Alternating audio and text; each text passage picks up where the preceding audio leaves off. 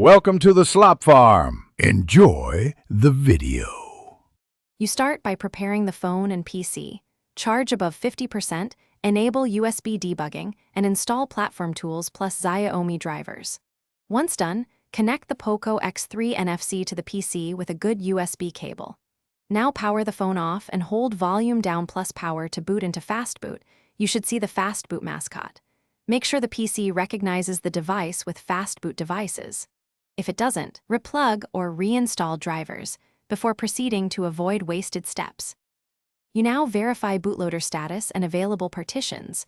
Run Fastboot devices to confirm visibility. Next, use Fastboot OEM device info and Fastboot getvar all to check lock state and partition integrity. If the bootloader is locked, unlock only if you accept wiping data and follow Xiaomi's unlock process.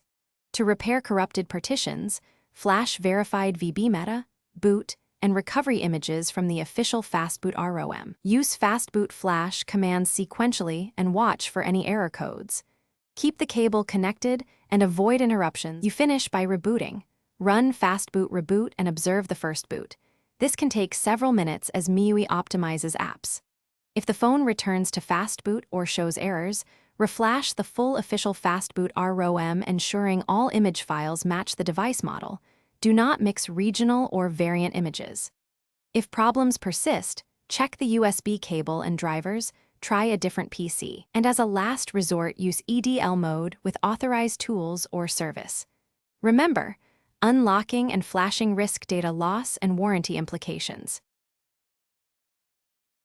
Thanks for watching. Consider subscribing if we helped you today.